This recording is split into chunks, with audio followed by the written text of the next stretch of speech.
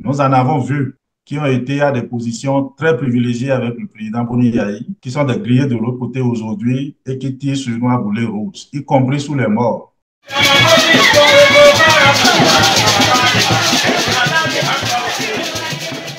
Le combat que nous menons est un combat juste. Monsieur le président du groupe parlementaire et cher député, monsieur le vice-président, je voudrais vous confier une mission spéciale. Cette mission-là, c'est que vous soyez les vecteurs de l'ouverture et de l'unité nationale.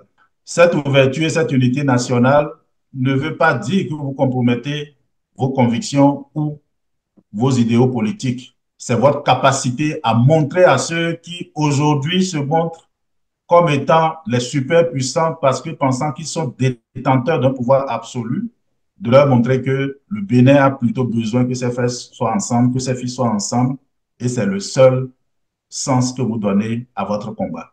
À la base, vous allez entendre beaucoup de choses, mais c'est la dynamique que vous, en tant que leader, vous imprimez.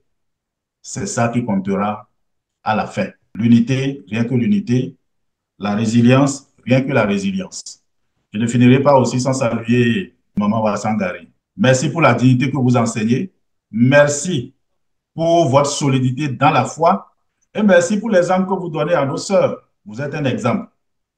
Moi, je vous ai côtoyé ces dernières années, pendant au moins 15 ans, depuis que vous étiez mère. Et vous montrez le sens de la dignité que la vraie femme béninoise doit incarner.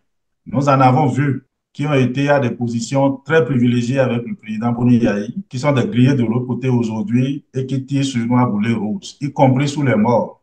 Ce n'est pas grave, c'est la vie.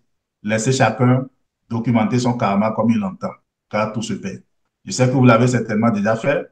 Nous allons unir nos prières et accompagner le vieux Amos Elébin qui s'est battu à nos côtés, qui était une référence en matière de conseil et d'accompagnement, qui nous a laissé, que Dieu puisse l'accueillir et lui donner un repos éternel. Et que les combats que nous avons commencés ici ensemble, que nous puissions les poursuivre pour son honneur et sa joie, là où il sera. Continuons de prier pour notre pays et continuons de faire tout ce que nous pouvons faire pour que le vivre ensemble, dont nous prônons si tant l'avènement, puisse avoir lieu.